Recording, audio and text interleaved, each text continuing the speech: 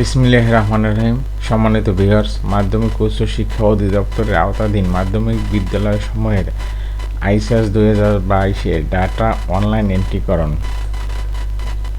বিদ্যালয় পর্যায়ে এই ডাটা এন্ট্রি করতে পারবেন 31/5/2023 খ্রিস্টাব্দ তারিখের মধ্যে, এবং এই তারিখের মধ্যে আপনাকে উপজেলা মাধ্যমিক শিক্ষা অফিসে পাঠাতে হবে।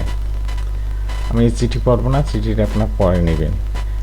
আমি এখন দেখাবো কিভাবে আইসিএস ফর্ম পূরণ করবেন। আইসিএস ফর্ম পূরণের জন্য প্রথমে আপনাকে এই ওয়েবসাইটে যেতে হবে। আমি এই ওয়েবসাইটের লিঙ্ক ভিডিও ডিসক্রিপশন বক্সে দিয়ে দেবো, ওখানে ক্লিক করলে আপনারা এই ওয়েবসাইটে ঢুকতে পারবেন। এরপর যে কাজটা হবে, আপনাকে এই লগ ইন এই অপশনে ক্লিক করবেন। এই লগ ইন অপশনে ক্লিক করলে এরকম একটা ইন্টারফেস আসবে। আপনি এখানে ইউজার নেম অর্থাৎ আপনার বিদ্যালয়ে ইএন নাম্বার এবং পাসওয়ার্ড দিয়ে লগ ইন করবেন। লগ ইন করার পর এরকম একটা ইন্টারফেস আসবে। আপনি এই যে পিবিএম এই মডিউলে ক্লিক করবেন। এরপর এরকম একটা ইন্টারফেস আসবে।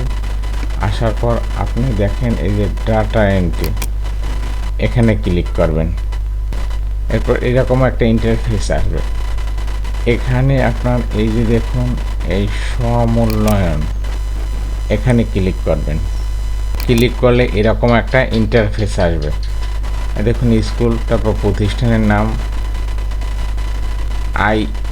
আইএসএস মেয়াদ অর্থাৎ আইসিএস 2022।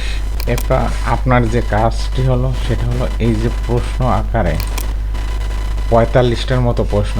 এখানে আপনার 7টা মডিউল দেখুন, 1, 2, 3, 4, 5, 6, 7 এই 7টা মডিউল থাকবে এবং 45টা সাব মডিউল থাকবে। সাব মডিউল হলো এই প্রশ্নগুলো।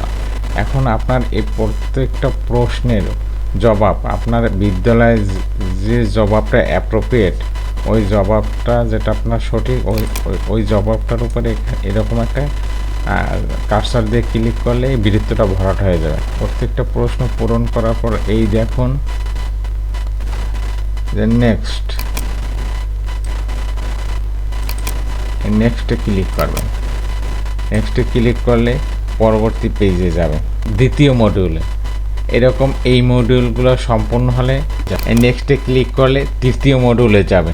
এই তৃতীয় মডিউল পূরণ করার পর আবার যদি নেক্সটে ক্লিক করেন, এরপর চতুর্থ মডিউল যাবে। চতুর্থ মডিউল সম্পূর্ণ তথ্য পূরণ করার পর এরপর নেক্সটে ক্লিক করলে পঞ্চম মডিউলে যাবে।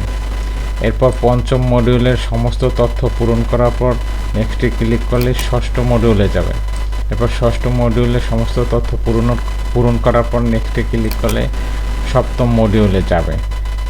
এরপর যে কাজটি হচ্ছে সেটা হলো যে গিয়ে আপনি প্রথমেই সাবমিট টু উপজেলা এই বাটনে ক্লিক করবেন না, কারণ এই বাটনে যদি আপনি ক্লিক করেন তাহলে আপনার এই তথ্যগুলো সব উপজেলা মাধ্যমিক শিক্ষা অফিসারের কাছে সাবমিট হয়ে যায়, আপনি আর এডিট করতে পারবেন না। এর জন্য আপনি প্রথম যা করবেন, সেভ অ্যাজ ড্রাফট এখানে ক্লিক করবেন। করলে আপনার যাবতীয় তথ্য সেভ হয়ে থাকবে এবং উপজেলায় পাঠানোর আগ পর্যন্ত আপনি এডিট করতে পারবেন।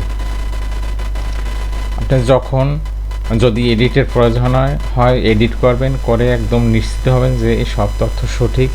এরপর আপনি 31/5/2023 তারিখের পূর্বে এই সাবমিট টু উপজেলা বাটনে ক্লিক করে উপজেলা মাধ্যমিক শিক্ষা অফিসারের কাছে পাঠাবেন।